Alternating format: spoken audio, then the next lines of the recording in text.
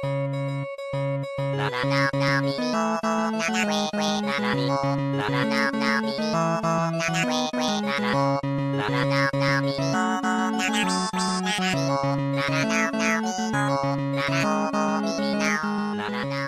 there, and welcome to The High Ground, a doof bonus content show where we're sailing into Disney's Pirates of the Caribbean. I'm your reclusive captain, Elliot Diebold. I'm your feisty first mate, Georgia Diebold. And I'm still just the gross scallywag, Reuben Morehouse. The voice is back. It's back, but not for this all of movie it, earned just it. the start. This movie earned it. What a film. What a almost great film. Yes, so as we went over last month, even though it's in the episode title and even though you've downloaded the episode, apparently you still might not know what we're here to talk about. So we're here to talk about Pirates 4 on Stranger Tides. It's the fourth Pirates movie. Came out in 2011, and it's based on a book. Weirdly, this is the one that was based on an existing story, not a theme park ride. Well, yeah, this movie proves that basing films on books is a bad idea, and basing films on theme park rides is a good idea. I mean, yeah. What did we think of the movie overall before we get into it? I mean, we like to get certain things that we could just go on and on about out of the way at the start, like, Attack of the Clones. We're like, let's just get out of the way. The romance sucks. I think we just need to get it out of the way here that this is a sharp decline from the other three films and move on from there. And we can just end the episode there. Yeah, bye, Ahoy, listeners. Yeah, that's okay. That's pretty much it. Yeah.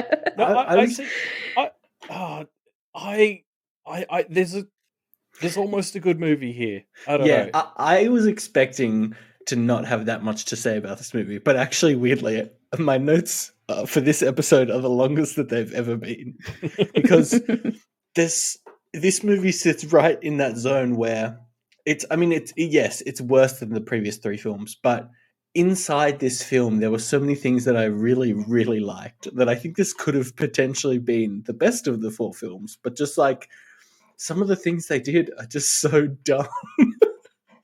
Yeah, it's really annoying. Kind of like Attack of the Clones. It's like there's some of it is very, very good or almost very good, but then there's just some bits that you just which again the romance Yeah, it's the execution more than the concepts that really let this movie down for me. I think my other sort of big takeaway from this film was it's not that situation where there's a good film buried underneath this one. I think the problem here is that there's two good films buried under this one and they're at war, because it's like the highlights of this film for me are the times where it's just exclusively being on Stranger Tides, like the book, and the other highlights are the ones where it's just kind of being Pirates of the Caribbean. And like the times where it just starts to irk me is the parts where it's trying to be both. We should touch on this, I think, because I didn't know this until I started getting bored during the film and looking it up. This movie is they purchased the rights to a book called On Stranger Tides, this 1976 fantasy novel, and they when they were making Pirates 2, the writers found this book and were like, oh, this could be a future Pirates film. They bought the rights to it and then eventually turned it into this movie. And the movie isn't really like heavily based on it, but this movie just has this vibe of like, hey, wait, this part's suddenly good. What's up with this? And I don't know for sure that that's because they've just taken some stuff from the book that worked well, but there's suddenly bits where you're like, wait, is this movie good all of a sudden? I got more familiar with the book than I ever had for this episode. And that involves just actually reading the entire plot synopsis on Wikipedia. So I'm not like I don't have a degree in it. It's only 4 paragraphs. It's not so that long. you didn't actually read the book. Oh God, no. But like it's funny because I think in my head, having seen this movie years ago and knowing it was the only one that was based on a book, I had attributed a lot of the weirdness to, that must have been something they lifted from the book. And what was crazy is actually finally reading the synopsis of the book. It was like, actually, all the stuff I'd attributed to being crap from the book isn't. That is just weird shit they made up for this film. and most of the parts I actually kind of liked were the bits that were taken from the book. So this is what brings me to that whole idea of there's two good films under here, because actually it turns out that I've been wrong all this time. The book actually led to some of the cooler stuff. It's like much more the original ideas trying to bridge the gap between Pirates and the book that just don't sit well. I mean, it feels like they've tried to stuff a Pirates of the Caribbean movie into a box that doesn't quite fit it. You know, they're shoving a square peg in a round hole, and you can kind of feel it in this film with a lot of the things. It's interesting because I didn't know any of this. I didn't know that it had a book that it was based on or any of that stuff. So I was mostly just really confused. And I thought it all just felt really like, a bit weird and disjointed, but I didn't really realize any of that. But it's interesting to me that the writers during the second film looked at this book and that they were the ones who kind of went down. Because is it the same writers? Because I thought a big part of it for me was that the writing just did not feel as sharp or well thought out as the other films. Like, just the characterization and the plot was way worse than the other ones. So was it like actually the same writers? Like, I don't. I think so. Interesting. Yeah. So, but they were already for the rich first now. 4 I see. films, the first 4 films, the screenwriters were a group called 2 people called Ted Elliot and Terry Rossio, who wrote the first 4 movies. Obviously, Gore Verbinski directed the first 3, and somebody called Rob Marshall directed On Stranger Tides. Hold on. I'm looking at the Wikipedia page for the Pirates of the Caribbean film series. There's also untitled 6th film and untitled spin-off film that are in the works. I think we talked about those already. They're making a new one, aren't they? Well, they've been there's been no news on them like since COVID started, so God knows. But they were doing one. I think they wanted to bring Johnny Depp back for 1/6 one, which I think ties into what Pirates 5 is about. Oh, that's right. Margot Robbie's attached to star in it. I forgot about that. Which I'm so down for. Like, I hope she would be great. I saw another rumor that they at one point they thought Karen Gillan might be. She'd also be good. The other potential lead, which like either of those two. But this is something I was thinking about during the film because it's the same screenwriters. So in short, what happened, right, is the question. Yeah, the writing felt very different, didn't it? I think my gut is, one, I feel like Johnny Depp was probably consulted a lot more about stuff. From what I read, he was consulted on a lot of the writing stuff. And I don't necessarily want to throw shade or whatever, but like, I just feel like Jack Sparrow in this film is not good. And it is a lot of the film. It's just, I don't know. Like, he just doesn't. He shouldn't be the protagonist of this film. That's exactly what I was going to say. The protagonist should be the Philip, who's the missionary, because he actually has like a story. And yes, it's relegated to the background in this film, and it's kind of shitty. But I feel like if they had a bigger name actor playing Philip, and like they wrote around that being the protagonist, there could be a really good film here. And I'll talk about because I feel like Johnny Depp and Penelope Cruz were like the two protagonists, and both of their characters were just like too much to be the main character. Way too much. That's in defense of Jack Sparrow, I still think he has a number of the best lines in the movie. It's the substance that's behind it that's gone, but like all of my favorite zingers from the film are still absolutely Jack Sparrow moments. Well, I think he works well when he's in an ensemble, but when but you know, the start of this film where we're watching Jack for like 20 minutes, it's torment. It's so bad. It was really hard. That's a good point, actually, because like even in the first 3, he was kind of really second fiddle to Liz. He's never solo. He's never he shouldn't be leading the scenes. Like Johnny Depp sure can do that in other films, but not in this film. It just doesn't work with the character. Because even they could have almost like toned down Penelope Cruz's character or something and had her as the lead, and then Jack's kind of almost like the love interest. Like that actually maybe would have worked better. And also because I feel like with her they were trying to make her like a more 3-dimensional, interesting character, but she didn't get enough screen time for it to work. And that if they'd made her the protagonist, her character would have worked. Because I felt very confused about her character, generally speaking. I was like, what? Who is she and why does she do anything she does? Like, I had no idea what she was about. Apart from one thing, which is her thing about wanting to try and save the soul of her dad, that was really compelling to me. I thought, okay, that's actually like quite a compelling character it wasn't thing. until But then like the rest half of it an hour isn't. into that I realized that it was serious. Like I thought it was still a trick, and I was really confused. Yeah. We're letting this movie bring us down to its level, but let's structure it step by step.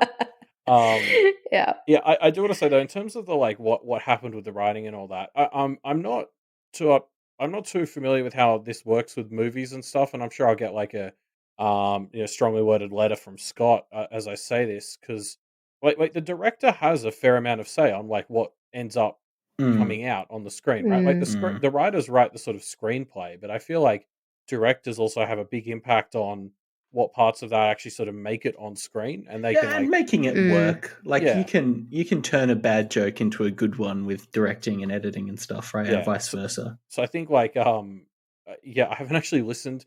Those of you who are listening to this as it's coming out will probably know Matt and Scott are doing Gore Verbinski, so they're covering the original Pirates trilogy right now, and I haven't listened to their episode yet. Saw that on YouTube and I was like, what? Anyway. But the cowards, they're not going to cover the fourth and fifth film. Yeah. What kind of losers don't do that? I was so keen to do this, Okay, but let's get into this movie. Okay, let's talk about the actual film. Yeah. So we open with Gibbs being on trial for being Jack Sparrow, and then Jack impersonates a judge to kind of save him, but he fails. And then Jack is brought before the King of England, who's hilarious. And there's like this whole thing because basically the Spanish have found the Fountain of Youth, and so the King of England wants Barbosa to take Jack to the Fountain of Youth to beat the Spanish there and claim it for England. But Jack gets away, so then Gibbs does it, and like, God, this was a convoluted summary of just like a short spot of the movie, and completely unnecessary. Like you could cut all of this, start the movie 30 minutes in, you would have lost absolutely nothing of value, except one thing that you would need to have kept is this movie has one of only 3 scenes, I think, in total that the Spanish feature in. So that's the very, very start when they find a mermaid, I think. I can't remember what they find. When they come back at the end, I was like, who are these people? Yeah. No, the guy in the net, they find a guy in the net who's from Ponce de Leon's ship. Oh, okay. Sure. That's right. That makes sense. But yeah, so we need that scene because the Spanish only have, I think, 3 scenes. Because that was the classic dark start scene that we get in Pirates that we had. Was the dude getting hauled up onto the deck of that ship in the middle of the night. I'm going to jump around a bit, but as we go through, I'm going to pitch my alternate version of this film. Imagine this is how it starts, okay? And a young, innocent missionary is on his way to see the world, and he gets on a ship, and his ship sails off, and then, the start of this film is his ship getting attacked by pirates. And he's like, oh, what's going on? What's going on? Oh, pirates. Not just pirates. It's Blackbeard. And Blackbeard comes down, murders everybody on the ship, is about to murder the missionary. And then Penelope Cruz comes in and is like, wait, he needs to save your soul, blah, blah, blah. That's the setup for the film. And that would start this film off on such a great note. Instead of having that off screen for some reason. Yeah. Because they started off with the Spanish. And the thing is, I'm going to kind of vouch for how the Spanish are used in this film. I actually like this idea of this kind of shitty Deus Ex Machina that has actually been like in front of you the whole time. But starting the very movie with them specifically kind of oversells that part. Like, so I like your idea of not having them be the very opening. You just need a few more scenes with them. They just felt a bit. I quite literally forgot that they were in it until they came back, and I was like, "Oh, what? That's actually what I like about it. Because I had the same thing. Like they showed up, and I was like, "Oh fuck yeah, the Spanish are here!" Like I actually really like that as a reveal. Yeah, I did like that twist. Yeah, because like they just stole the cups from them. They've been here the whole movie. They just have always been in the background. I really liked their motivation too, but we'll leave that for when we get there, I guess. Yeah. Yeah, so something to talk about with this start of the film. They're in like England and as mentioned Spain and stuff, and it's just like this is one of those things. I thought that was from the book, but it's not. Like the book actually just starts in the Caribbean, and the main character is French. So none of this stuff is from the book, and I just like why are they in England? Like why are the British involved? It's odd. In the book, the Fountain of Youth is in Florida as well, which I liked when I was Amazing. reading about the plot summary. But yeah, I don't know. There are some really weird choices in here, and I thought we could blame them all on the book, but we can't. Yeah. Like, the book has the Fountain of Youth, and that's a similarity. And I think like voodoo is a big element in the book, so presumably Yes. that's where Oh, that would have been Blackbeard's cool. voodoo comes from. But other than that, I actually didn't see that much that came out of the book into this film.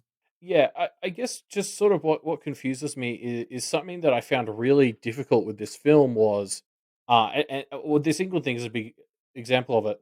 Everyone's just kind of in England for different random reasons, and that's like wild when that it's like a 6 month journey from the Caribbean or some shit. Like just the idea Yeah. that like Gibbs is here because he heard Jack was here. Jack's just here randomly. There's the imposter Jack because yeah, Blackbeard's here.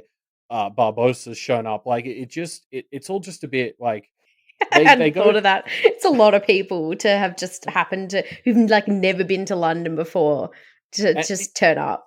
yeah, and I know this is like nitpicky nonsense, but like I guess the reason it stood out to me was because the movie spends a little bit of time connecting itself to the end of Pirates 3. But for me it was just enough time connecting it to that it just made the parts that didn't make sense more obvious. Like I actually think they would have been better off like connecting less with the previous film and just being like we're all here now because it's like you either got to explain the whole thing or just explain none of it. But they walked into this weird middle ground where I was like, I don't get it. I don't understand why we had to go to England at all. That could have just not been in it. Mm. Could have been Elizabeth's dad, like No, he doing the died, king's role. didn't he?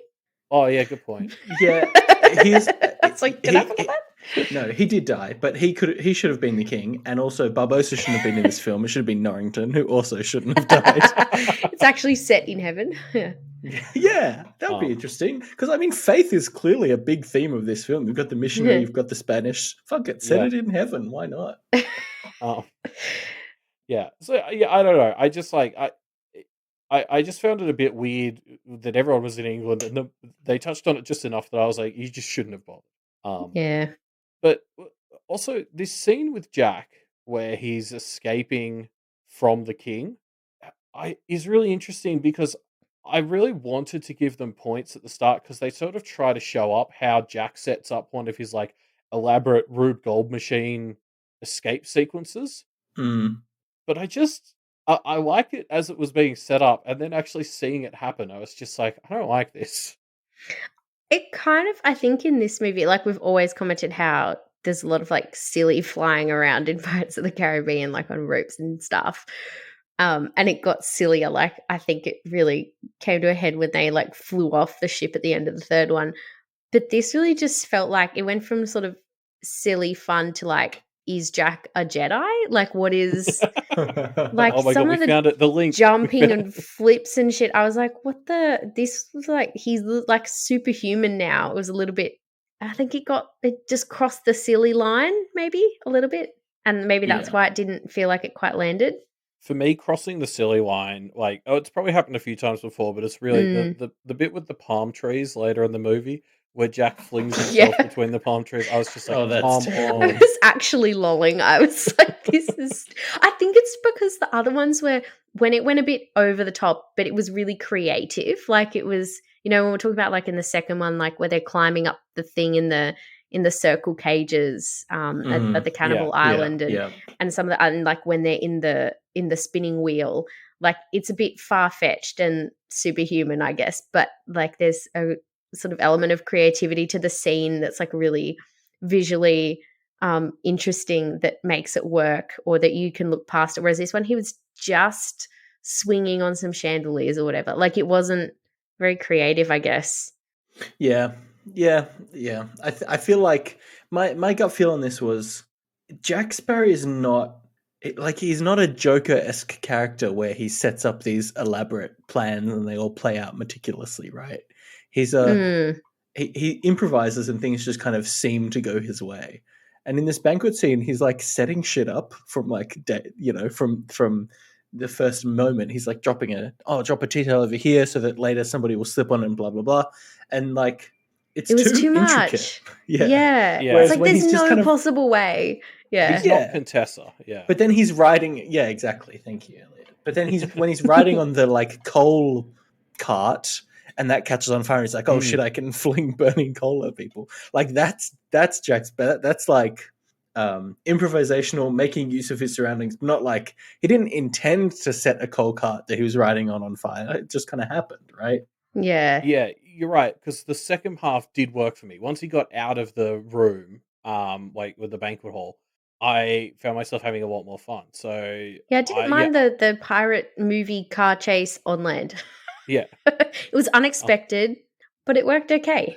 yeah. So I think I agree with you, Ruben. I like that interpretation where it's like making him into a schemer isn't actually how Jack works. Like because it's that joke from like the first movie. I think it was the first movie. Where it was like, do you think he plans it all out, or it just sort of happens? And Mm. I guess the fourth film answers that question for us. The answer is it needs to be improv. Yeah, he shouldn't plan it all out because it doesn't work. It just one last aside from this section. On the way out, Jack steals an earring from Judy Dench, and I find this confusing because why would you only take one earring? You got to. They're not worth anything individually. Yeah, who Yeah. knows? Doesn't come up. It's a perfect example of something the original films did great, which is make all those things tie together again. Whereas this film just kind of does them arbitrarily, and they Yeah. never amount to anything. We're about to see Jack's dad again, who is maybe Oh a yeah. ghost, but it doesn't really matter because he never shows up again. So who cares? Yeah, it was See, weird. you said that about the earring, and I was about to say, "Oh no, it just shows that he's a pirate and he steals stuff, and that's fine. That's all it needs to be." But I'm just realizing there's a scene later where he breaks out of the like handcuffy things when the Spanish capture them, Oh and if he'd shit! used the earring for that, that would have Oh, just I been thought you like, were about to say he did use the earring, and I was like, "Oh my god, am Yeah. I giving this film no credit when it no, deserves it?" And then no, he no, no, didn't. no. Of course he didn't. Why did I ever think that? I wish he had. I also just have written down here in my minimal notes that Jack dressed as a judge is the most ridiculous thing ever. It's pretty That rough, was isn't it? really stupid. He's got this like heavy eyeliner. And It was a really dumb start to the movie. and can I also point out, much like a lot of Jack's plans or the plans of characters in this film in general, it doesn't go anywhere. Why is he doing this? Why does he? So first of all, was he arrested at some point? So if so, how did Gibbs get in his place? And if not, why did he contrive this scenario for Gibbs to be arrested for being him, to then break him out? But then it didn't work. Like, or just break him Yeah. out normally instead of doing this weird impersonating a judge plan. Like none of it I mean, to be fair, works. his plan. I think his plan actually kind of made sense. Like, because Did his it? whole thing was the impersonating the judge bit is a bit weird, but like the cool part of his plan was actually that he paid off the carriage driver, and then we get the little thing where we find out the like British police just paid that driver off even more, and Sure, I quite like that part of it. But yeah, I'm not going to try and but defend the why? like impersonating the judge. It's clearly written from like the reveal part because like you Yeah, want it's like here we have Jack Sparrow and they take it off and it's Gibbs and you're like ha ha ha and then the judge starts walking and you don't see their face and you're like oh okay well then this is Jack yeah, and but it's like they've written it around that moment and the rest of it doesn't quite hold up. it But he doesn't. just looks so silly. It does Like look it looks ridiculous. so silly. To be fair, just that look like that's the British judge look, like those wigs just look silly. Yeah, but I think it was with his eyeliner and his teeth and everything. It's just like I don't know. Maybe lots of people had gold teeth back then. I wouldn't know. But yeah, okay. So having escaped and not really succeeded in any of his plans so far, Jack runs into his dad, who gives him some advice and then disappears mysteriously. Uh, and so then he's able to confront the person who has been impersonating him and hiring a crew in his name.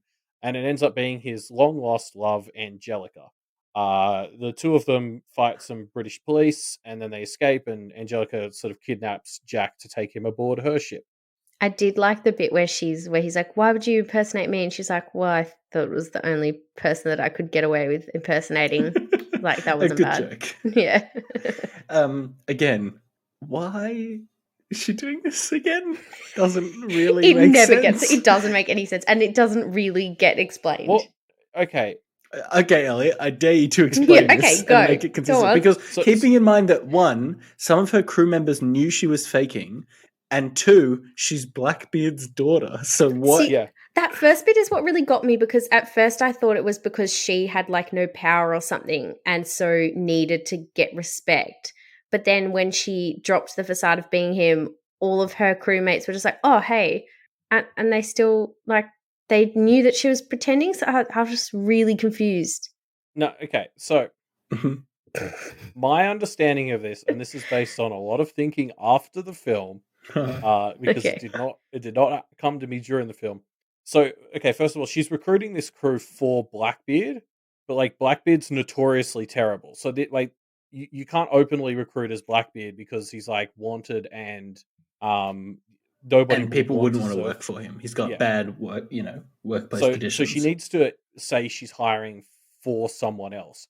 And then I think the other side of it is like this is meant to be an expendable crew. Like Blackbeard has his zombified crew, and they're like the main thing, but they need like people to sacrifice to the mermaids and like all this other shit. So I think they're explicitly hiring. It's like exactly what Jack did in, I think it was like Pirates 2 for Davy Jones, where he was hiring a crew of people who he was going to sacrifice to Davy Jones. I see. So, like, But that they're being hired under Jack's name, but her crew still knows that she is not Jack.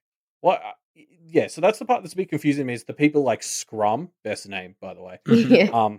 Scrum seems like he's one of these people who was hired under the fake Jack Sparrow stuff, but he is so immediately on board with everything being Blackbeard by the time that Jack wakes up on the ship that Mm. I just have to attribute that to him being an idiot, I guess. I don't have a better explanation than that. yeah, God knows. I But yeah. don't think it makes sense because one, there's parts where they actually don't think Blackbeard is the captain, right? So if anything, they could just lie, you know. Well, no, And that's just because I haven't seen it. But like they they believed it until Jack made them not believe and the other thing to note is Jack mentions that he's being kept here against his will. So it's not like they needed to hire crew members. They could have just like Kidnap them.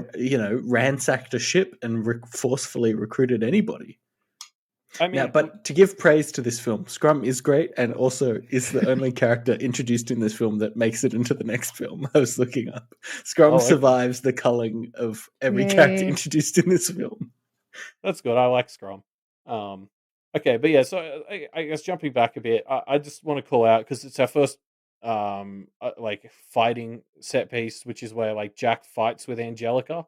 And I quite liked it at first just because she's still in her Jack Sparrow disguise and you don't know who it is. And there's a bit of like a fun gimmick to how she's like intentionally mimicking him That just was to like fun. irritate him. It sort of falls flat towards the end just because I don't feel like it feels as quick and dynamic as the sword fights in the first three films. And then also Mm. by like the second half of the fight, I was like, I don't know which one's actually Jack Sparrow anymore. Like I don't. It was like watching a Transformers movie again. I was like, I don't know which one I'm rooting for Yeah. anymore. But like the start is I very fun. forgot that about the Transformers films. You'd be like, which is the good robot and which is the bad robot? There's a moment. My favorite part of this fight scene was there's a Donkey Kong moment. Do you all know what I'm talking about? Yeah, when she I actually drops the do. barrels on him. Angelica throws barrels. She climbs up this little structure and legitimately, I'm pretty sure it's intentionally a reference to Donkey Kong, starts picking up barrels and rolling them down a ramp at Jack Sparrow. And he kind of jumps over them. And I swear for a moment I saw 100 points pop up when he jumped over. Anyway, it was very funny. Oh, and this fight, okay, God, fuck this movie. Every scene in it, I have so many things I want to talk about.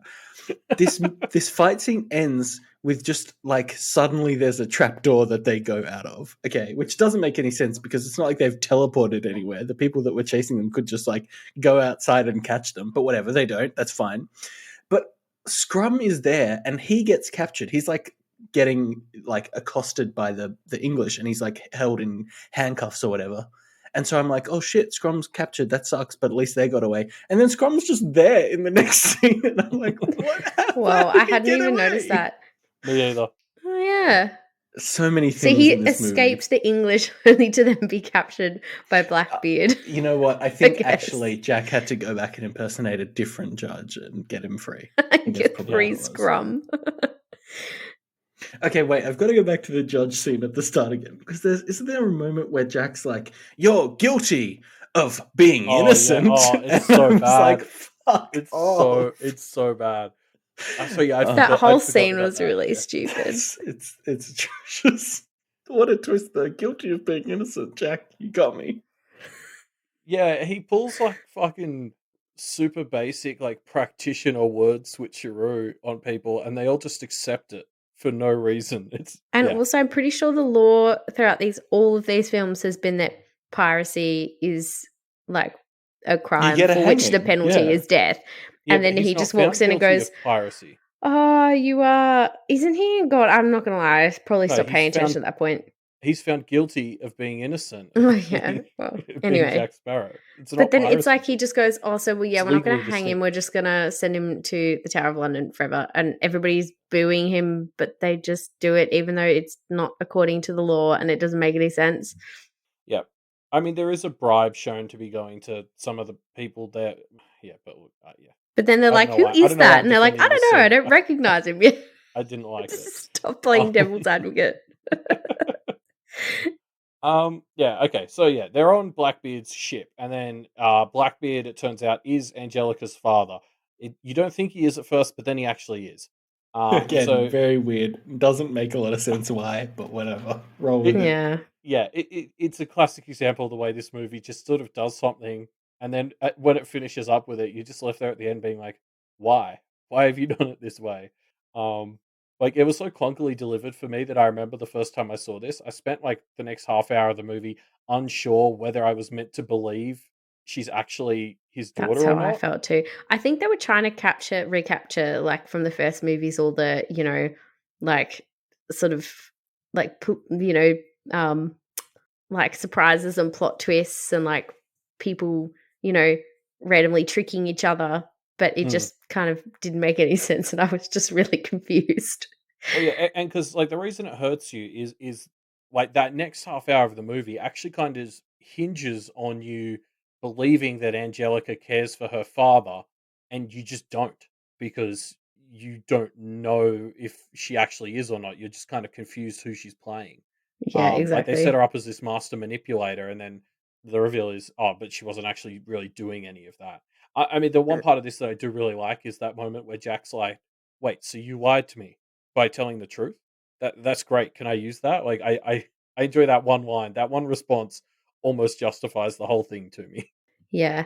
It was just very confusing because I think she was set up as being like a Jack style character who was all like tricky and, yeah, like, you know, manipulative and, you know, And out for herself. yeah, out for herself. And then they just sort of, it was like, oh no, actually she's more of like a, you know, Lizzie or like a devoted Will Turner kind type. of daughter. Yeah. Yeah, she's actually more that type, but they didn't like give us any like warning. And so then you just spent the whole time being like, I can't tell if she's for real. I have no idea what's going on, and I have no idea what her motivation is. Yeah, that's right. They explicitly introduce her as being like Jack. She's literally impersonating him to begin with. And so it kind of really establishes in your head that she's ultimately out for herself. And so then you spend this half an hour sort of catching up to the idea that no, actually she's just a devoted daughter and helping her dad. Because that's kind of the opposite of how they've introduced her to start. And I think, like we kept saying in the other films, that the whole reason why all of the like tricky plot stuff worked was because at the heart of it all, you always knew what the character's motivation was. Yes. Whereas with her, I spent the whole time being like, I don't understand who this lady is or what she wants. I kept I'm expecting really confused. another twist where she'd be like, actually, I'm here to betray you, you know? Yeah, and then it kind that of came and I was like, happened, oh. Yeah. But yeah, so I actually do though really love the moment where Jack wakes up and finds out he's on the Queen Anne's Revenge. Like I feel like that reveal is very fun because Scrum is like you're on the Queen Anne's Revenge, mate." And like for a second, I was like, "Oh fuck, I've heard that name before. Like, what is that?" And then they sort of spell out it's Blackbeard's, and I don't know. It's like a nice, unique moment for the series where you're just like, "Oh shit, like Blackbeard, like that's Yeah. a pirate." Big brand recognition. Yeah. Yeah. I've heard of that guy, is what I thought. And then, like, when he does show up, his beard is like constantly on Yeah. fire. That was just a little detail. He lives up visually to the hype. I Blackbeard really is like. great. Yeah. That his voodoo in this is like a very interesting kind of different feel. Like he is both very physically imposing, but also like clearly very magically imposing. He's doing like voodoo dolls and like, you know, doing some classic voodoo to Jack. He's controlling like the rigging of ships with his sword, and you're just like, shit, this guy's awesome. Yeah. Yeah, I he's think cool. they build him up as a villain and then really actually deliver on it. He's actually genuinely like cutthroat and stuff. But yeah, so Jack wakes up on this ship. He sort of tries and fails to lead a mutiny there. Doesn't work, and then he learns that Blackbeard has been prophesized to die, and he doesn't want to do that. So they're going to the Fountain of Youth to kind of let him have more life. I do like the bit where Jack's trying to set up the mutiny and he's like, "How do you know that this really is the Queen Anne's Revenge?" And that one guy's like, because I saw it written on the ship." It's just like, Classic. I don't know why, I just Isn't found that that really Scrum? funny. That's a Scrum It moment. is Scrum. Yeah. We have to also give a shout out to the second of the 3 scenes that the Spanish are in.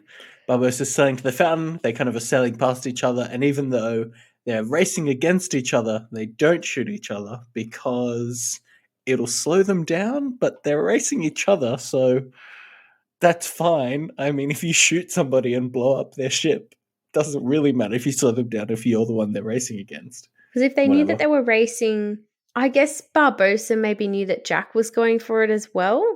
But I guess I don't know why Maybe? the Spanish didn't attack the British. The confusing part is that somehow Blackbeard's ship is in first place. Yeah. Yeah. Yeah. How much would it actually slow you down to fire your cannons? They already had the cannons loaded. It's just like put some fire on the cannon and then the cannon does all the work. You don't need to you don't have to stop and engage them in combat. Just fucking shoot your cannons as you drive past them. Do a drive-by Yeah, cannon. that's true. Yeah, I don't know. I like this because I love this idea of what they're doing with the Spanish, which is they keep reminding you they're in the film and then letting you forget. But I 100% agree that it doesn't make sense that the Spanish just ignore them for some reason and just go on. Yeah, everything to do with the Spanish feels like they came up with what they wanted to do with the Spanish, which is the ending, which Yeah. is the part that works and is cool, and Yeah. then they've just kind of sprinkled them into the earlier parts of the movie in ways that just don't quite make sense. That said, this scene on Barbossa's ship is 100% worth it because he's eating a plate of very fancy sliced apple, and that was like no joke one of my favorite little moments in this film. Yeah. Like it's just He's earned because them. of course that's what he's going to do with this power. He's become a privateer. King George has given him a ship. He's going to eat slices of apple on fancy china. But yeah, like, of course he is. he's not biting into an apple like the rough pirate he used to be. No, he's eating a cut up apple with a knife and fork because that's who he is now. We haven't really talked about Barbossa's new role, but I actually don't mind it. I think it's very funny. Yeah, I do wish it was Norrington, but I guess if they had to bring Barbossa back, it makes sense. I have a rant on it somewhere later in the notes, so I guess get ready for that. Yeah, But, prepare Sure. yourselves, everybody. I also, can we talk about this is jumping back a bit. Blackbeard has the zombified pirates, and at first, this is one of those things where I was like, that just felt like the writers sat down and they're like, okay, we've done ghost pirates, we've done sea monster pirates, zombie pirates, but then like this is actually one of the things they took from the book. Like this is not something that they just made up for the movie. Like that was so wild to me that actually zombified pirates is like actual Blackbeard voodoo stuff from the novel. Yeah, that's interesting. Also, because they kind of just like threw them in there for about 5 seconds and never really dove into them at all. They didn't have Yeah. enough to do, did they? There's the quartermaster who gets a bit of screen time, but like I would have loved to see more of the zombified pirates because they're I clearly guess like are still they individuals. like, because I know zombies are a Caribbean thing and all that. So it's just like, are they actually like supposed to be raised from the dead, or are they like lobotomized or something? I was a bit unclear on exactly what the zombification was, and I'd be interested to know, I guess. Having like very briefly read about some of this stuff in the context of like other works of fiction that touch on voodoo. I think it's close to that where you sort of like bring someone back from the dead, but their like mind and their soul doesn't fully come back. Mm. Yeah, Um, that's the vibe it gave me as well. yeah, I think that's what's happening here. Although obviously, this story peppers in its own thing on top of that, which is some of them get like magical powers. So the quartermaster can see the future, and he's the one who prophesies the death of Blackbeard. Yeah. Oh yeah, and so Blackbeard kills some dude with his flamethrower shit. Oh yeah, I thought for a second he was gonna ram that person. Yeah, I was like, holy shit, this is awesome. He's put that person in a boat and then he's gonna ram them with the Queen Anne's Revenge. No, then a flamethrower came out and it was kind of like, It was really stupid, but I liked it. yeah, Yeah, true. I was genuinely like, I was like, "What? Oh, they're like, oh, what's going to happen? Like, what?" And then in the flame, they're like, "Whoa, I yeah. wasn't I was the expecting same. that." I was like, this is stupid.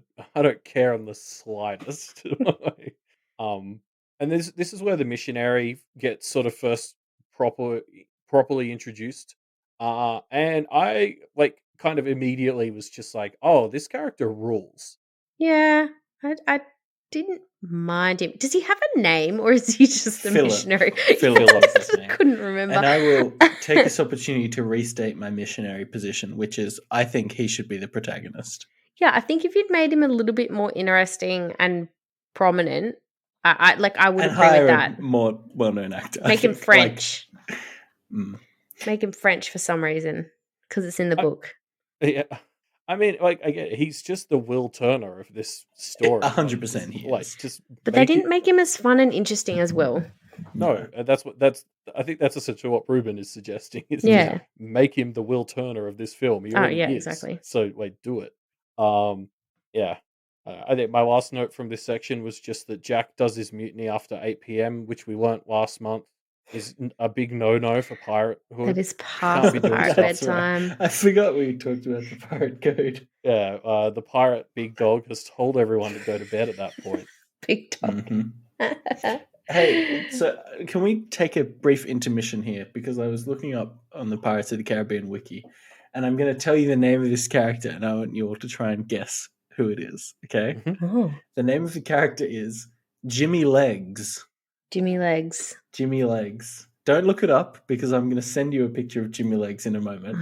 Is he just one of the guys who was involved in the mutiny? Like one of the guys who has is this two like lines? I'll tip my hand. He wasn't in this film. He was in one of the previous 3 films. Oh. God. Is it like a Celebrity Heads Can I ask, like, is Jimmy Legs a pirate? Hey, Jimmy Legs. I mean, He's you should kind of obviously be a able to pirate. tell from the name, Georgia, to be honest. But yes, Jimmy Legs is a pirate. That's not his Christian name, no. Yeah, okay, fair. Fair. Okay, is he a human pirate, or is he one of the aforementioned other subcategories of pirate? Oh, this is a good question. Jimmy Legs, well, let's just say Jimmy Legs used to be a human pirate. Okay. Is that going to be like the weird guy who was in the walls? Yeah, that's exactly what I was just thinking. Who didn't have any legs. So let me show you all a picture of Jimmy Legs. This is what Jimmy Legs looks like. I've just messaged it to you both. He's not going to have any legs. He's a real fucking weird looking character. He's a fishman. He's one of the fishmen from Davy Jones's Pirates. Oh, he was like one of the main ones. He's the bosun. He's like the second in command. His eyes are terrifying. So he's like a creepy, scary fishman. Listeners at home, look up Jimmy Legs. Why is he called Jimmy Legs? It's such an ill-fitting name for this character. I just thought this was hilarious. Well, he probably got it before he turned into a. It's probably his actual birth name. Why not? I know people called Jimmy Legs. Wait, people plural? Yeah. Okay. Multiple people. Okay, so back to Pirates 4. So Jack kind of learns what the ritual for the fountain actually is. Quick sidebar here. A huge part of this ritual is that it needs to specifically be these two chalices from Ponce de Leon's ship, which makes no sense because how did people do the ritual before that dude went and found it? Like, I Yeah, don't. I'm really confused about that. Okay, yeah, but so nitpicking aside, um, Maybe it doesn't need to be the chalices, and everyone's just wrong about that. Maybe you can just do it with any two Just cups. wrong. And everyone was like, "Oh no, it has to be these special chalices." oh, what if Ponce de Leon was worried somebody else was going to beat him, so he just got two cups and he's like, "Hey, these are special cups that you need for the ritual." And no one ever thought to Yeah, check. They're like, oh yeah, sure, yeah. just so he, like everybody else would run around trying to make their own cups or something, and he could just get a head start. Yeah. So anyway, uh, the Queen Anne's Revenge, they're in the lead, and they managed to get to Whitecap Bay, which is where this place is first, and so they capture a mermaid. And then yeah, Barbosa and the Spanish are somehow behind. It's wild that the Spanish are in last place, frankly. And so everyone ends up on foot going for the fountain. Jack gets separated to go find the special cups.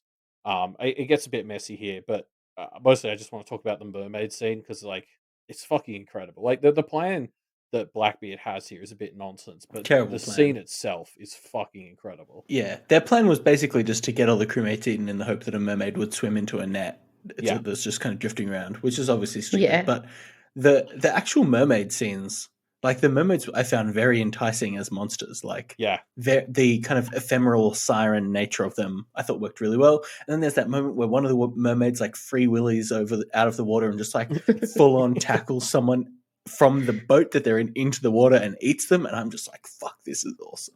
They do such a good job of like playing innocent little mermaids and then just fucking people up the second they can. It's great. Yeah, Like it's yeah. very fun. It was very much similar to Sinbad though, which I've probably seen Yes. a lot more often as a kid. So I was a little bit like, is this just Sinbad? Well, I mean, But it the was still idea of very like cool. the idea of siren mermaids is obviously not really unique to either of those things, but Yeah, no. yeah, I remember thinking the same thing. Like when they flew off the edge of the world at the start of Pirates 3, Yeah. I legitimately was expecting them to do the thing with the sails that they do in Sinbad. Then I was like, oh no, wait, that's a different movie. Yeah. There's a lot of overlap between the shenanigans they pull in these films and in Sinbad. Oh, I gotta rewatch Sinbad. We could do Sinbad at the end of Yeah, this. can we do, Ruben, have you seen Sinbad? I don't think so. Yeah, No. Georgia, I don't It's think it's a very popular movie. I actually No, think it's probably quite. not. It's got Brad Pitt in it, I'm pretty sure. Yeah, Can't remember who else. we'll do Sinbad They're all famous later. Then actors. yeah, it's very good. It's a very good animated film. 2003 as well. That's around the time of Pirates of the Caribbean, isn't it? The first one, pretty close. Yeah. I'm just gonna really quickly just read out to you the cast because I have a feeling that it's surprisingly good. Oh, hang on. Technical difficulties. Okay, who have we Marcus got spot down here? Elliot. We've got we've got Brad Pitt as Sinbad, Catherine Zeta-Jones, Michelle Pfeiffer, Joseph Fiennes, and it kind of goes downhill from there. Well, They're yeah, big names. Yeah, I remember that's really big well. names. Yeah. Let's add that one to the list of movies we're gonna do. But for now, back to the ship that is balancing funny because Jack goes to that ship to find the cops, and Barbossa's there, and they chat and they balance around on the ship, and then it turns out to have all been pointless because the Spanish already have the cops. Um, so then they go to the Spanish and they steal the cops, and they talk about their shared ex, which is the Black Pearl, and they hatch an evil scheme which involves Jack giving the cups to Blackbeard. Any nice things to say about this balancing scene on the ship? So the balancing scene, the nicest thing I can say about it is it could have been a good set piece, I think, but it was just like too confusing. Like it didn't make sense how it worked, and because of that, because Yeah. these are interior shots inside the ship where it's tilting, right? You see a few exterior shots to set it up, but then when you're inside, they'll just kind of run to one side or the other, and everything will tip towards that side. But it didn't really kind of make a lot of sense, and so that meant that my suspension of disbelief on it was kind of fucked, and the scene didn't really land at all. Yeah, there's no consistency in how their movement maps to the thing swinging. I'll be honest with you. This is where my attention dipped. I have very little memory of this. I can't remember this scene Oh, very well at all. and sorry, I was very unclear on one part. So there's a part where they touch this map, and then Ponce de Leon's skeleton. Does it just move because it was Yeah, yeah, yeah, touched, yeah. or is it like alive and haunted and shit? Like, what is Don't going know. on there? Cool. Again, could have been cool. Didn't really make sense. Okay, as long as it's not just me missing something. I just found that very. Okay, yeah. So I this is where my rant on Barbosa is in the notes because in general in this film, at this point I was finding myself mad about all the characters who were just suddenly missing, like Pintel and Ragetti. You know, where are my boys? Um, and Should we pause because there's I saw something in the Wikipedia page for this movie where Pintel and Ragetti were originally supposed to make an appearance, but director Rob Marshall opted out of the idea as he feared their roles would be cut. Which is weird because Scrum is effectively the Pintel / Ragetti character, so Yeah. they could have just been where Scrum was in the film, and it would have been fine. Was And it? also, the director surely would be able to make the decision about whether they're cut or not. I don't really understand that Also, at don't get all. the idea of not putting a character in case they get cut, so you just definitely cut them. Does that make any sense? Yeah, true. yeah, That doesn't make sense, does it? yeah, No. fulfilling the prophecy. Yeah. Yeah, I actually really like the idea of Pintel and Ragetti being the Scrum because just the idea that like the Black Pearl got taken by Blackbeard and Barbosa had to cut his own leg off and everyone else died and somehow like those two folks Until joined Getty Blackbeard's crew. survived. Yeah, those two were the ones who was like, you know what? I Yeah, respect these two. like I that is hilarious. I wish that was true. It'd be so funny if Jack woke up and there's just the two of them. Yeah. Hi. Oh, that would have been so good. That would have been so good. Um, okay, yeah. But so to get back to Barbosa, yeah, I found myself, yeah, the characters who weren't in this, I was annoyed that they were missing, and then for most of the other characters who were in it, I was kind of annoyed at what they did to them. Like at first, I hated what they'd done to Barbosa because it was like, you know, it felt like him being a privateer for the crown was like the exact opposite of what everything he stood Mm, for. mm. That's why I liked it Um, because I think you knew right from the start that there was something else behind it. Like there was no way that he was yeah. genuinely just devoted to the king.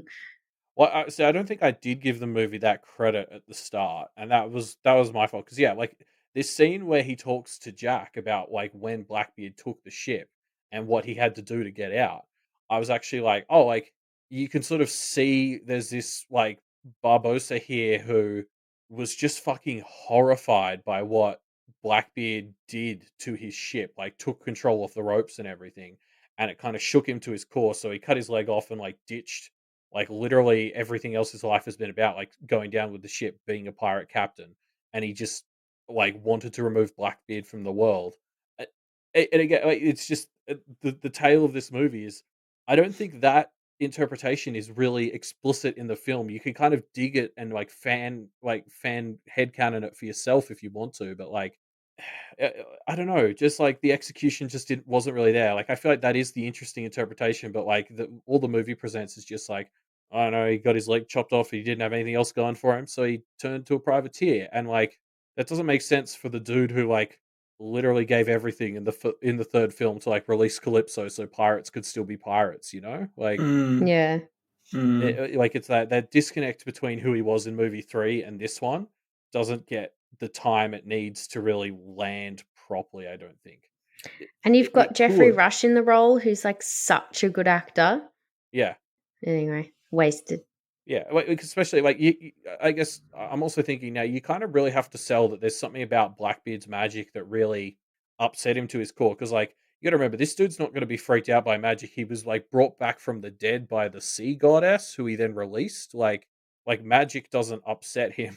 So Mm, there's got to Mm. sort of be something more to it that like something about Blackbeard shook him to his core and whatever that is just doesn't land in the film. mm. I'm sure there's a way to make it do it though. Like that's what's frustrating about most of this film to me is it's like you could make this work really well. I don't know whether they tried to imply that it was the idea of him turning his own ship against him. They kind of Yeah, mentioned that, which I'm assuming was sort of meant to be that extra thing that, really freaked him out. Well, it's kind of a shitty trope, but there's a lot of like implied darkness to Blackbeard and to his magic. And honestly, for me, it would have been enough if they just kind of went with this is, bad dark magic or whatever the fuck. Like, and that like Barbosa was just like fuck everything else I stand for. This needs to be removed from the world or something. Yeah, I could see that. Anyway, yeah. So it's just it's such a shame because I feel like I've really grown to appreciate what they were trying to do with Barbosa. It just doesn't quite feel like it landed, and Yeah. that sucks because it's probably one of the more interesting character differences they have in this movie. Yeah, I don't know what it was about Barbosa. He just didn't quite land for me in this film. Yeah, I think yeah. Except for that bit where he hits an apple with a knife and Yeah. fork. That bit was fucking dope. I think again, it's almost like he needed maybe a little bit less screen time, Yeah, or maybe and more. Him being in the lead of that group of pirates didn't quite not pirates of the English sailors. It just didn't quite. I don't know. It just didn't quite land. I guess. With his silly pirate Yeah. accent. Yeah. Yeah, it's just another part of the movie that falls into that awkward middle ground of they explain just enough of what happened between Pirates 3 and 4 that you really notice how much it doesn't add up. Yeah. Like they either needed to tell us more or tell us less, but I think the amount they told us just kind of leads you to be a bit confused. But anyway, moving on, the newly named Serena gives the gang a tear when she cries out of relief because Philip is actually still alive, and this is the one part of this whole romance arc that I actually really that twist is great. Yeah, it landed pretty well, didn't it? Yeah, but yeah, in general, I think Philip and Serena's romance makes me long for the days of Will and Liz in movies 2 and 3. Like, it's even worse. The bit where Philip is like, she has a name, and everyone's like, what does she? And then he's just like, Serena. I love that. It's like, wait, did you just name her? Like, shit, dude. It was so weird because it's like she has a name, but he hasn't even asked her what her name is. So he's been just ask if he can give her one. He just he just gives. But did she not have one?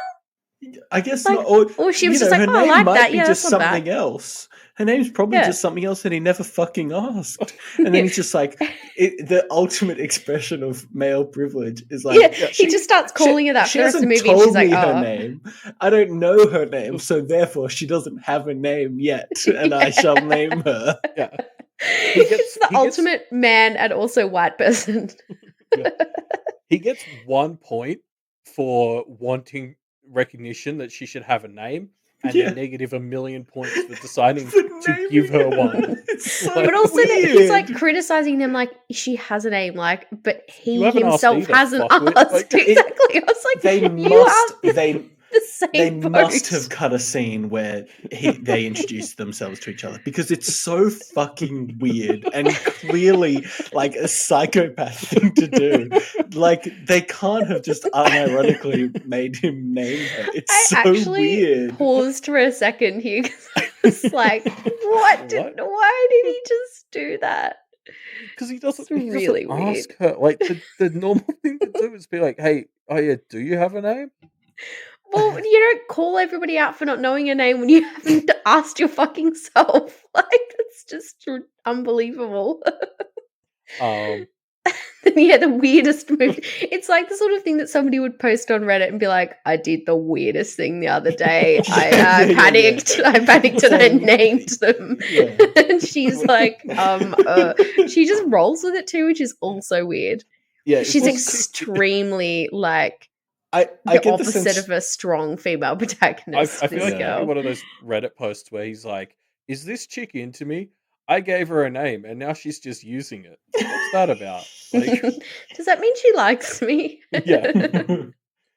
But yeah, so yeah, no, obviously, yeah, in general, their relationship is a fucking mess. Like worse than Will and Liz. But yeah, I got the moment where Penelope Cruz plays them so that they get the tear of like relief as opposed to like torturing her because mermaids are tough like that. I really like that twist. Yeah, that was a good twist. It just like they weren't in love. They just met and It was a Oh, it little was bit lusty as fuck. unbelievable to me that she would cry such tears of joy over this dude she just met. You just haven't experienced true love, God, Jordan. apparently not. Yeah, it was Also, pretty. because he did that whole weird naming thing as well. Why is she into him? He's weird. I mean, look, it's a Disney film, like Stockholm Syndrome. It's not Yeah. new territory for them. Literally, what's the two things he's done to her at this point is like he just did the bare minimum to stop her from suffocating, which Oh, and he I would carries argue her. is not necessarily all that nice. It's like providing somebody their basic human right. Oh, yeah, but I mean, if he's the only one doing it, Yeah, this is true. that earns him points. And also, he carries her for a bit before this, and like shirtless, which is bonus points. He's Um, surprisingly ripped for just this random missionary dude. yeah, yeah, he lifts for a Like missionary everybody for else in sure. this movie spends all of their time on ships, like pulling these heavy ropes and like Well- doing all this, like essentially working out their whole lives. And he just kind of, from what I can see, stands around. But for some reason, he's like twice as ripped as anyone else. This is the backstory of this character. Is actually he goes around seducing mermaids and then carrying them around shirtless a lot. And so he's actually got a lot of like workouts where he's just carrying around mermaids. So that's why he's so ripped. Hey, you know what was a dumb twist? Was Mhm. where it turned out that she had saved him or something in the cool mermaid scene. I feel like that was a I way was to like, justify oh, that it's. sure. Yeah, I feel like that was them trying to justify why it's mutual and why it's not Stockholm, because they're basically Yeah. saying, "Oh no, see, she was into him first before all the weird shit happened, so it's legit love." Which was weird because like all the mermaids were on like some kind of weird killing spree, but she just thought Yeah. he was hot or something, so saved his life. Well, maybe I she's a don't know. mermaid missionary. Like, Yeah. Oh, I guess and that's why they're perfect. for maybe each other. implied. How Yeah. good would it have been if she was actually like a scary monster mermaid and they fell in love? Like that would have been good. That would have been some good kind of Guillermo del Toro level shit that I would have been so here for. But instead, they just made her like, oh, she's the one nice mermaid. And I'm like, Also, she can, for some reason, grow legs if she. Can all mermaids do that? Yeah, I was really guess confused. so. Why do they stay in the water if they can just go on land whenever they want? oh no, sorry, no. If I could grow fins like that and swim in the water, I'd never fucking come to land. But Like, you I eat humans, absolutely. Elliot. Go on land, grab a human, drag them back to the water, and eat them. I don't think they eat exclusively humans because nobody normally lives here. Like, That's true. I reckon, like, you're talking about her being the one nice mermaid. They're probably all just nice. It's just every time humans They're show so up, they hungry. fucking like kidnap them, torture them for tears. Like, of course they're pissy. Like, they're defending themselves because every time humans show up, they like attack them. And And also farm really their hungry, tears. probably, because like what else? There's not that much else to eat. I guess fish. Sure, they eat seafood. I know, maybe they do eat. Yeah, okay, I hadn't thought of that. For some reason, I was thinking they could only eat things that lived on land. I was going, what do they eat? Birds? Like, yeah, They No, like- exclusively eat non-aquatic things. yeah. Like, That makes I sense want- evolutionary wise, you know? Yeah, let's bring evolution into mermaids. Okay. Yeah. Okay. There's this one throwaway line actually. Speaking of like the origins of mermaids, where Philip sort of is looking at Serena and he sort of says, "Oh, surely you're not a descendant of those dark creatures who found no refuge on the Ark."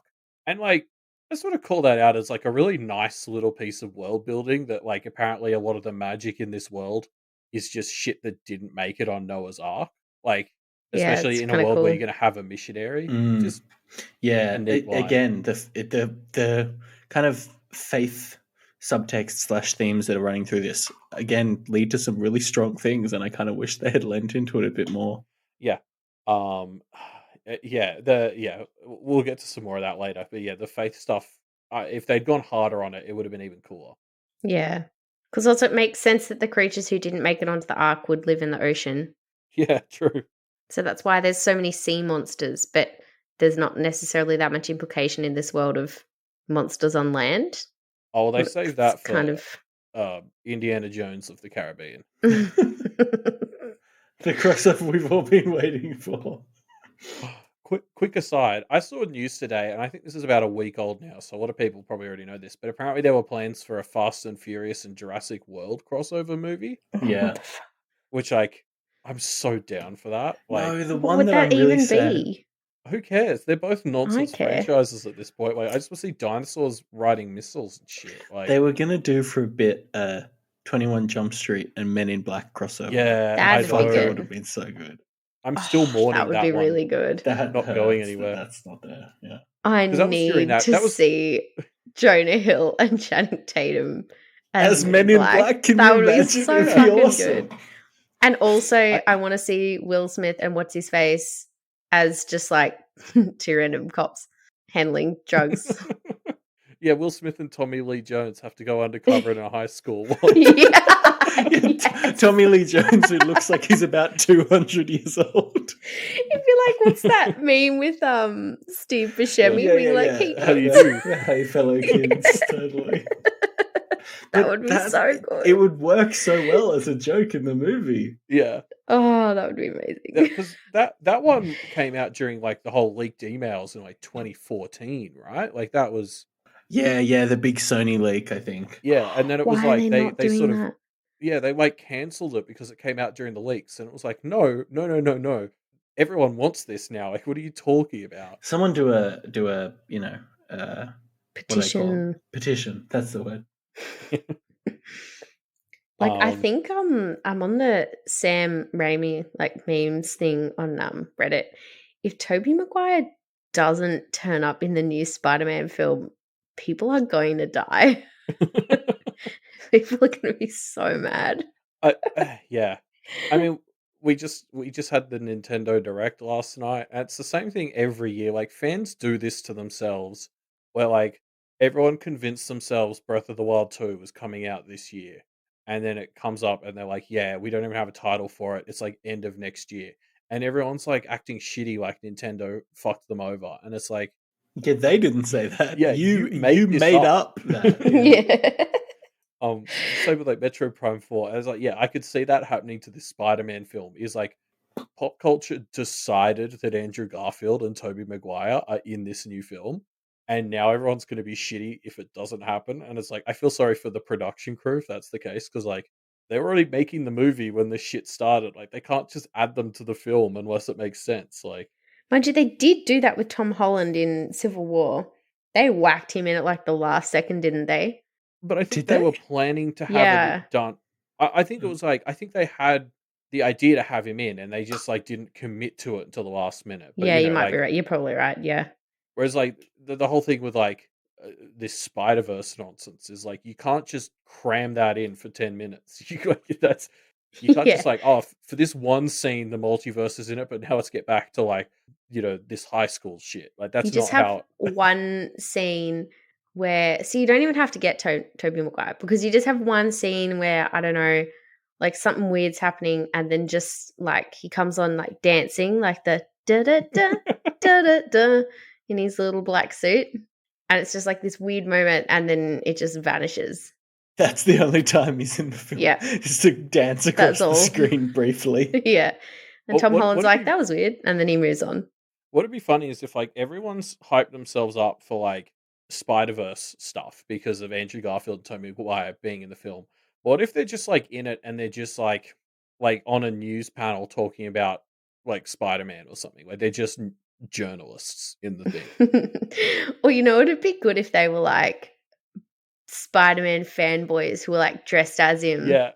Oh, that'd be so good. Yeah. That I would love be you, really Spider-Man. good. That Oh, would be you're so good. great. Oh, yeah. But in like their costumes from their films. Oh yeah, their costumes. Yeah, They yeah. look like rip-off costumes, but it's just what they Yeah. look And like. they could criticize each other's costumes relative to Tom Holland's one. Yeah, that would be really good. Like, oh, you don't have the things that store the webs in yours. Oh no, the webs just come out of his arms. That doesn't sound Yeah, right. that's disgusting. Yeah. Yeah, Disney, call us. Yeah. Yeah. So back to Pirates 4. Boo. Fine. They get to the fountain, and honestly, the entrance to the fountain is cool as shit. There's all this water going upward stuff. There's like this crazy ceiling entrance you need to get sucked into. It's a shame it doesn't carry into the actual fountain inside itself, because it's cool as hell, but it's nice while it lasts. I like how Jack kind of gets sucked up. and it's kind of like, Yeah. whoa. And then next minute, there's like 30 people just get sucked up all at once, Bloop, bloop, bloop. which they But conveniently then- don't show. Yeah, but then later, all the like Spanish and stuff, they're just kind of there, right? Like we don't see them get sucked up or anything, Which they and it presumably doesn't even do. look like the transition is a little bit funky, but it doesn't Yeah. really look like the same that it did when Jack or the others got sucked up. They just kind of walk out from the shadows behind the Fountain of Youth area. Well, they could have been like secretly hopping up one at a time and like all stage their entrance, like They, hiding in the get hiding in the sucked back. up and then they have to go hide. Sneak around. All right, go but up there and then you hide. No, it seems that isn't the only entrance. Like, because first of all, there's just a crack in the roof to the outside of the forest, and then I'm pretty sure what's his name, Philip, just kind of walks out later. So like, it's like that weird Indiana Yeah, Jones, true. and the Uncharted series does this a lot as well, where you go through all this convoluted puzzle solving magic shit to get through the entrance to this like chamber, and then it turns out it just backs onto like a different part of the forest, and that's how the baddies got in. And it just always it just pisses me off every time a movie does it, because it's like, what was the point of this cool ass mystical entrance we did if there's just another one out back? Hey, where's the bit where Serena grabs Philip and pulls him under the water? Is that here? That's a bit later. It's near Yeah, the okay, end. cool. Right. Yeah. Yeah. Because that's right. first we have the fight, but in this fight, Serena comes back and gives the cups to Jack. Yeah. Which is It makes no sense. nonsense. It makes no sense. Like, okay, well, I've talked about a lot of things that don't make sense in this film, but at least most of them I can kind of understand like what they're trying to imply or whatever. But this one, it is so against effectively everything that Serena has been defined as in the film, for her to just come in and be like, "Here you go, take these cups so you can do this ritual with my tear." Like, and what's worse, it feels like she's kind of effectively been abused to get to this point, and then she's just like, "Oh, you know what? I forgive you." Also, it's like Johnny really Depp wasn't the one who, slimy. like, Jack Sparrow didn't actually, like, he wasn't really that involved in all the, but he also didn't ever do anything nice for her. Like, there's no reason why she would do him a favor. I don't think they had a single I conversation. don't think in they'd the entire interacted film. before that, so it didn't really. Yeah. Why did He- she choose to give them to him? It didn't make any sense. She's seen him talk to Philip. That is as close as they get to like those two having any history that would justify her being like, use my tear wisely, like she does. Like, it just, yeah, it's absolutely one of the top tier nonsense parts of this movie where it happens and you're like, why is she on Jack's side? And I guess as opposed to some of the others are things that it's like, oh, maybe they just kind of forgot, or like, oh, maybe they kind of saw it and thought, was this one? It was just like they just did. It was obviously made no sense, and nobody even tried to explain it. They just had to be like, oh, I don't know, don't waste my tear or something, and Yeah, then they just didn't even try. it's like one of those writing things where they had the cups down there and Jack needs the cups and they're like, oh shit, we put them on the bottom of the water. Serena can give them to him. Like they wrote themselves into a box, and rather than like just not have the cups sink, apparently they thought this made more sense. And there's like some intern being like, oh, guys, I don't know if that makes any sense. And they're all like, yeah, whatever, shut up. Shut up and get us coffee, Gerald. Yeah. Yeah, okay. But yeah, so the rest of this fight is actually like pretty cool, because what happens is like they find the fountain, and then just as Blackbeard's about to do shit with it, Barbosa shows up and they fight, and then just as that's about to not like go somewhere, then the Spanish just show up, and this is like the great moment where the Spanish are just sort of like, yeah, we actually don't want the fountain to get used, and they just like smash shit and leave. Yeah, Um, that was cool. and it's like a yeah, I don't know. I can envision a version of the movie where this is like a really cool moment, because the way they've just been in the background the whole time and then they come in to just break shit is actually really awesome. It was cool. It would have been cooler again if we'd seen a bit more of the Spanish, and if we'd had a little bit more of the religious stuff maybe even put in, because I quite liked I that. agree. I Yeah. get that it's a sensitive topic in the US though, so maybe I don't like to dig into it too much, but Oh, I don't Yeah. know. It's like, they're pirates. This Yeah. isn't they're magical pirates. They can This is true. have religion, and it doesn't have to be a big deal. I don't But yeah, know. because the thing that happens here, like the moment where I really realized the religious stuff should have been more of a theme is Philip manages to escape from the Fountain of Youth, and he comes and he finds Serena and he unchains her, and she's basically like, "Hey, if you want to come down with me, all you have to do is ask." And he he has this moment where basically he does it until he says like, "Oh, can you forgive me?" And then she like drags him into the depths, and I was like, holy shit, like the imagery of like this Christian missionary asking someone for forgiveness and then them like sinking him underground, like that feels like it's got to be really cool imagery, but I don't know what it's like. I don't think it Yeah. actually is a thing, like, and I'm Yeah. just trying to Could have picture been like, cool. yeah, I almost want to reverse engineer a whole arc for religion in this story from that, because I love that as like a mirroring of everything, like, forgiveness usually stands for in Christianity. It's just like, oh, like it could have been so cool, and it's just Yeah. not for some reason. And, like, the Oh, idea of this, yeah, like, missionary, um, yeah, being like, and she's, like, this monster who didn't make it onto the ark or whatever. Like, she's essentially yeah. some kind of, like, demon or something, but he basically gets, yeah, just Like in so many dragged ways, down. she represents temptation. Like Mm. there's so much free shit here they had to work with, and I feel like this is the point where I start to think maybe there's an original version of the script for this movie which just does so much of the shit we've been talking about today much better, and they just had to chop the shit out of it for here, because like I can't believe that it was an accident that the missionary ends things by being dragged underground after asking for Yeah, forgiveness. I Like, mean it's like it's actually genuinely really strong imagery that works really well. And it's like a really nice ambiguous ending. Like you're not sure, is she saving him? Is she going to eat him? Is she going to like turn him into a merman? Like Yeah. it leaves it in a really nice ambiguous place with this beautiful image, but it just feels so out of place in this movie. mm. Can't wait for him to come back in the next one, and then we get to find out what happened, right? Does he come back as a merman? Yeah, yeah, yeah. No, only one character makes it out of this movie, and it's Scrum. Nobody else that Scrum. was introduced in this film survives. That's a I think shame I'll because get yeah, over it. I these two would have, like, Serena and Philip would have been great if they'd been done properly. If That's they'd what actually drives me given them, nuts. like, personalities, might have Yeah, helped. Especially Serena is hard done by in this film. She could have been yeah. like a really badass, monstrous She kind seriously just of. sits there and looks pretty and lets Philip Well, name her, yeah, I which is mean, weird. like obviously thematically in Pirates, the Will's whole arc in the first and Elizabeth's was like being these kind of like gentle people who get who turn a bit rough as they interact with these pirates, and that's what's kind of happening to the missionary in this film with Blackbeard.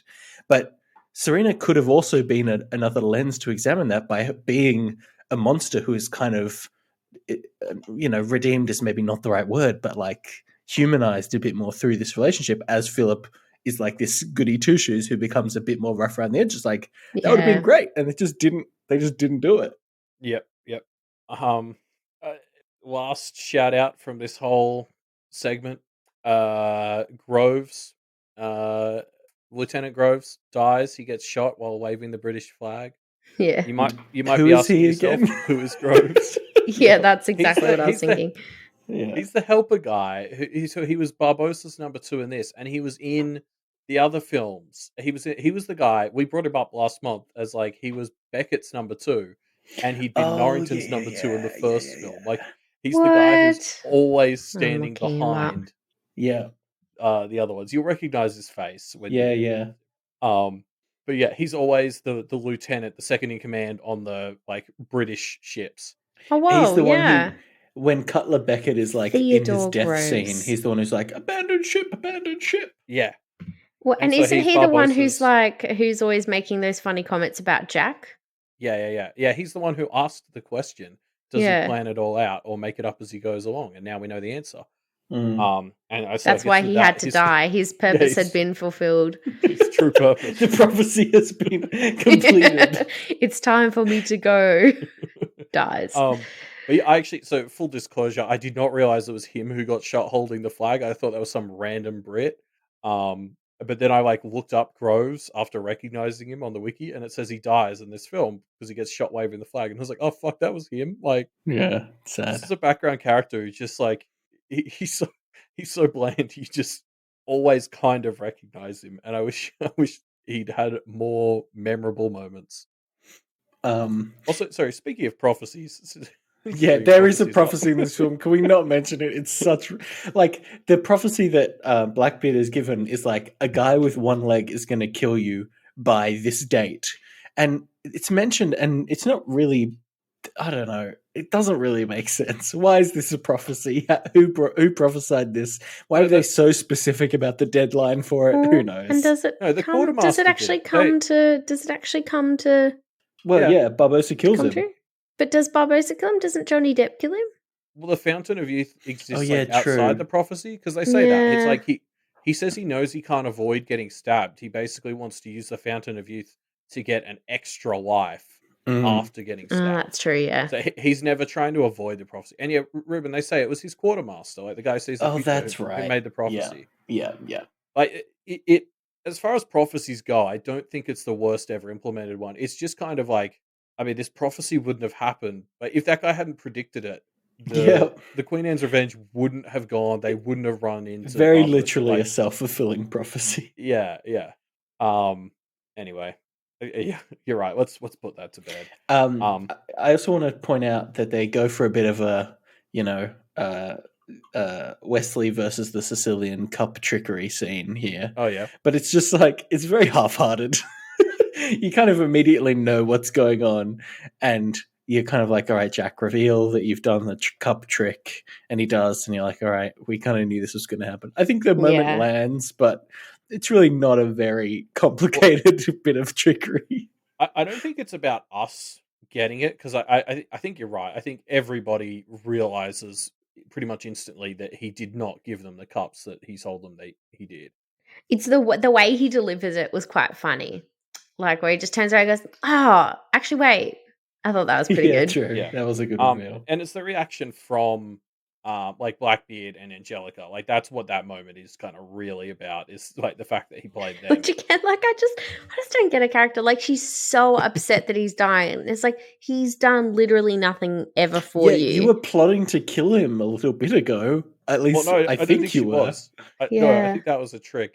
What's confusing is that she's so loyal to this father who she never knew, and who seemed to really be willing to throw her away the entire time. Like clearly, and she's supposed to be this like sort of smart, powerful female protagonist, but then she's so obviously had like, when she's like, you knew which which like when he pretended to like, or he was actually maybe going to shoot her, but she was like, you were just faking, right? And he's like, yeah, sure. Yeah, it's like really obvious he's lying. Yeah, totally. I was, and she's like, she's like, you. Yeah, of course. I'd never doubted you, and I was like, am I supposed to admire her because she's a fucking idiot? Well, yeah, we also didn't. Sorry, it's this confusing way they introduce her character, because they're like, oh yeah, she's a master manipulator and she's very clever, and then she essentially gets played by Blackbeard, who's not even trying. She then spends the whole rest of the film being extremely gullible. Like I've been watching a lot of like Harley Quinn recently. Reuben recommended that to me. Where can I watch that on? It's on Binge. It's on Amazon Prime. Oh, is it? Oh, really? Yeah. Sorry, I'm actually pulling it up. But yeah, like very, very good show. Fully recommend it. But like, yeah, it like honestly, much more often, Angelica felt like I was watching a Harley Quinn character where I think they want her to be a Poison Ivy or someone. Like she's just a bit of a like idiot who's getting played by people, but they don't seem to recognize that in the way she's characterized in other parts. Yeah, it's like they keep forgetting who she actually is, or what her whole point of her character is, or who she is. I realized we didn't talk about that scene where the diving into the ravine scene. Can we touch on that for a bit? Because I want to just confirm if you all had the same experience where. So the setup for this scene is, we need to get the cups. They're across this ravine. The bridge is broken, so someone's going to need to try and jump the ravine. And it's obviously they're talking about, it's so dangerous.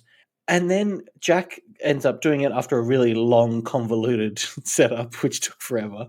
Jack jumps in, and I swear to God, I had thought that they were talking about trying to jump over the ravine, but then Jack just jumps in. Did anyone else think that they were going to try and jump over it? Because I didn't really understand. Surely jumping into a ravine when you're trying to get across it is like not going to save you any time. He also jumped like 1 millimeter away from a bunch of rocks. I was like, oh. Yeah, he threaded the needle. No, I never thought they were going to be jumping over it because that was just too far to jump. But I 100% shared your confusion about why jumping into it was at all part of the plan. Yeah. Can I be honest with you guys again? Did you not? Did you forget this? Wasn't concentrating enough to realize that didn't make any sense. I said, I didn't even. I just watched him jump off the thing and thought it's a lot of rocks down there. I was barely paying attention at that point. Yeah, it's kind of sold as, oh, this will be faster, and I just can't believe that that's true. Yeah, no, it really doesn't. Because like how it doesn't get him where he wants to go. It makes no sense. Yeah. 100%. Anyway, so Jack leaves Angelica on like a deserted island. He does like the whole routine from the first couple of movies where you leave someone on the island with a single bullet. It's pretty funny that he does that to I her. hated it because it reminds me that this is somehow connected to the 3 films, which I quite liked. And then Jack leaves her there, and she fires her shot and misses.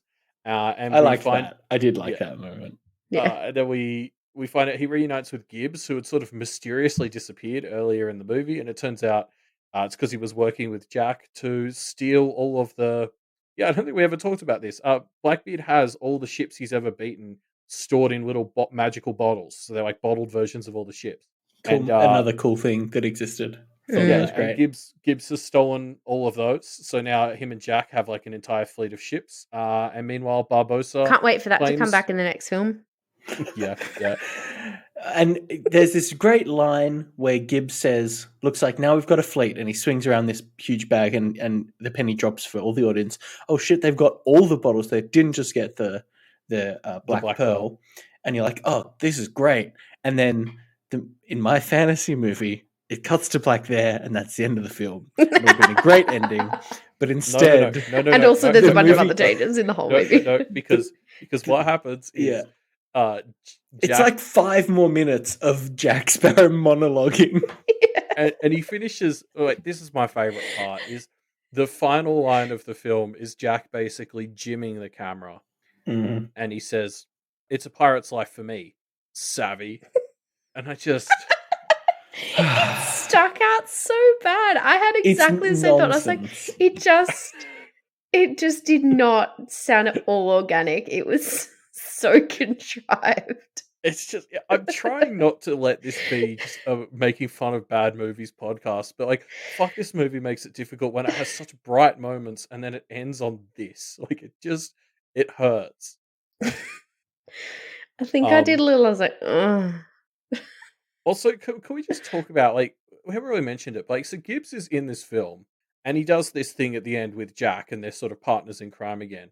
And I feel bad for Gibbs, because Jack just treats him like shit for this whole movie. Like, in a much more mean-spirited way than before. Which, again, I guess it's... I'm not clear on whether that's all contrived, right? Like, is it that they constantly have this thing, because, he basically convinces Blackbeard to let Gibbs go, sort of saying, oh, let him go. I don't really give a shit about him, but just let him go because I feel like I've been mean to him. And so is it all like this, like they're trying to make everybody think that they're never working together so that nobody will ever think that they're working together, but they're actually always on the same page? I'm going to headcanon that the answer to that question is, like, yes, they are doing that, just because then it lets me believe that Gibbs is working for Jack for any other reason than, like, just another case of Stockholm in this movie. It kind of makes sense because, like with that one, and Gibbs does the whole act of being all like, I've got to handle this pig. Oh, I'm letting the pig go. And then, no, Jack, you're treating me like shit. But then he just, and what, can't I stay with you? Oh, I guess I'm just off on my own. But then Jack gives him his compass, which is like his most prized possession. And then they meet up like it was all planned. So I guess I assumed that it was always just an act. Yeah. And that they're actually friends. Yeah. I'm going to headcanon that. I don't care if it's true or not. It is now. Um, so the other part of the ending that we haven't yet touched on is that Barbossa has this nice moment where he claims the Queen Anne's revenge because he killed Blackbeard, and he gets to use the sword to make everyone fall over. And also he gets a motherfucking bandana, Will Turner style. What is with that? What are this with their men bandanas in these films? That's It's how like you know they're like. is it a thing if you become the captain of a new ship that you have to get a bandana? I mean, it must be because that's what keeps happening. Can I say this is a scene where you just realize the difference between like some random actor and like a really good actor, like Jeffrey Rush, just like going onto this new ship. He just spends he looks so happy with himself, and then he uses his sword to like, and just the look on his face. It's just like Barbossa is actually a real person. Like he just is such a good actor. Yeah. I just really noticed it in that scene because it was just all really subtle. Like he didn't really say anything, but you could tell exactly what was going through Barbossa's head. Like he's just there like, fuck, yes, look at me. I've got this cool power that really freaked me out and now it's mine. And Yeah. anyway. Like, that's the thing, like, again, Jeffrey Rush is putting this backstory into the character that the movie just doesn't really ever deliver on. Yeah. Like, he's carrying our hopes and dreams for this making sense. But yeah, so then we have a quick after credit scene where the Didn't voodoo watch that. doll of Jack. Didn't know that existed. Yeah, they all have after credit scenes. It doesn't Georgia. sound like I missed much. You Yeah, no, didn't. basically, you know It's that voodoo nothing. doll that we haven't talked about on here, but like Blackbeard kept making it and poking the voodoo doll of Jack. Maybe I never was concentrating enough to see that. I have no idea what you're talking about. I'm gonna have to Google it. Anyway, there's an after credit scene where that doll washes up on Angelica's island somehow, and she like grins at it, and guess we'll see if that's relevant in the next film. Nope. Can't wait to see that She payoff. doesn't come back, so it's not. I looked up Can't the believe Jack you- Sparrow voodoo doll. Here it is. Reuben, I can't believe you spoiled the cute. next movie for yourself like this. Okay. All right, whatever. Hey, apparently this voodoo doll appears in Dead Man's Chest. Oh, does it? Wait, what? That can't be Okay, right. no, It's only created in this. Everyone stop wikiing the movies we haven't got to yet. No, oh, wait, no. that's No, the Dead second one. Man's Chest is the We've second watched that film. one. Hold on. It says one Sorry, of the film's theatrical posters featured a voodoo doll resembling Jack Sparrow. The doll would also hang as one of the dangles seen on the film's skull logo. But sorry, it wasn't actually in the film. Right. And so, in my defense, the fifth movie is called Dead Men Tell Motel. They both start with dead. I'm sorry, I got Dead confused. Man's and Dead Men, so yeah, pretty close.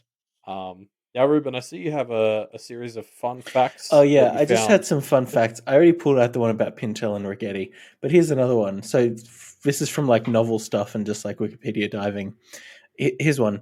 Although Tim Powers stated, who's one of the writers, I think. Oh no, he's the director. He was the novel author. Oh, the novel writer. Yep, cool. Okay. Although Tim Powers stated mermaids were not in the novel, there was a brief reference to succubis, and well, I'll finish the quote and then I'll explain how that's spelled. Yeah. Succubis, as female demons that weirdly and erotically occupied the last hours of men marooned on barren islands. And I just want to spell it because succubis is very good. It's very, very good. The word suck, SUCK YOU BYES. Suck you buys. It's just a great play on succubi, but it's just like a weird spelling that makes so much sense. I just thought that was very funny. Yeah, that is a very good pun. And then also, there was originally thoughts that Gore Verbinski would return to direct this film because he was working on a different film previously, which was put on hold, which was a BioShock film adaptation, which I guess never, ended up just getting shelved. But that's wild. Well, yeah, because I remember being super hyped from that because that was when that'd be a good movie. 19 or something. I remember they're like making a BioShock film, and I was very excited, and it never went anywhere. But my question is, so why didn't Gore Verbinski come back? Yeah, I don't know. If BioShock was shelved, because I don't know, I'd be interested to see the Gore Verbinski version of this film to understand how much is the script and how much is the director in how the quality of all this coming together. I think I really do suspect if Gore Verbinski came back for this, it would have been very, very good. I don't know. Maybe not. Yeah. We'll never know now. Yeah. Yeah. And that's that. Final thoughts on Pirates 4 on Stranger Tides? That's my thoughts. 10 out of 10. Yeah. Okay. Yeah. All right. Do we have any? That's that. I forgot to put in the notes here. Do we want to talk about any of that shit, like the Bad Batch or anything? I mean, it's still I haven't mid-season. seen it. Yeah. Okay. I'm also like 2 episodes behind or something. Oh, okay. I think. Yeah. Maybe. Enough. It's I'm still not sure. good. I'm enjoying it. I just started Loki I'm liking it as well. Which one? Loki. Oh, I'm saving it up until there's a few episodes. Second episode don't came know out why. today. I haven't watched it yet. But first episode was pretty good. I didn't like the first episode, but I really liked the second. Because I feel like with these like Marvel TV shows, often the first couple of episodes are quite like quite a lot of sort of setup, and it takes a little while to warm up. So I thought with Loki, I was like, well, I'm just going to wait till there's like 3 or 4 out and then binge them. Because that's what I did for Winter Soldier and Falcon and Winter Soldier, and I thought that was better than. Whereas WandaVision, I was like, what? Yeah. I just didn't like the first half of WandaVision because it was all referencing stuff I hadn't watched. So like I could appreciate it a bit, but like it just didn't connect with me. Like in the same way as the later ones did, where they were referencing shows I'd seen. Yeah. I guess because the stories move slower too, and I'm like impatient person. So I prefer to just watch like the whole first half of the season and get like half the plot in one go and then watch it week to week. That's why I'm a really big fan of this new Amazon TV structure where they release the first 3 episodes at once and then they go weekly from there. Yeah. I hope everyone switches to that. It's my new favorite. Because that's essentially what I'm doing, is basically saving up until I've got 3 or 4 episodes that I can binge and then week to week. Or like Bad Batch did, instead of doing that, they had, their first episode was like a double length or a bit more. It was nearly triple length, wasn't it? Yes, they essentially did the same thing, right? They sort of released like 3 episodes so that you can get over all the exposition and then go week to week, because it's really annoying when you're still doing exposition and it's week to week, because you come back the next week, you're like, oh, I can't really remember what the premise was yet because it was only half established. Oh, cool. Well, I guess that's the end of the what are we watching right now segment. Yep, that classic segment. Well, then that's the end of the episode. So, as we always say, 3, 2, 1. Bye, listeners. Oh, wow. Honestly, actually, if you go back and listen to the one from last month's episode, I didn't edit the timing on that. That is actually how well it turned out. Oh, we did. Don't edit the timing on this one either. Oh, no, I'm not editing the timing on any of them. Good. But, like, last month's, because, like, we obviously hear it with the delay being on the call here, so it sounded as terrible as normal. Somehow last month's was miraculously close to being. Damn. Could you just edit that one onto this one so people think we're really good? Keep using it. Okay. Yeah. So thanks to Bye, patrons. And it'll never not be funny. God, what's funny?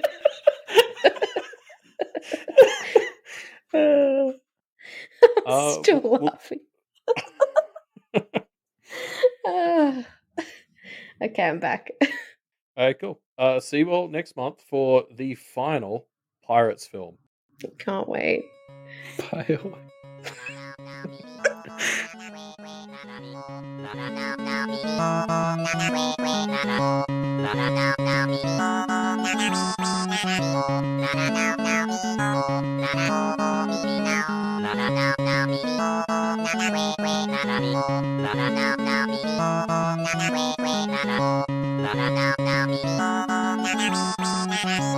Now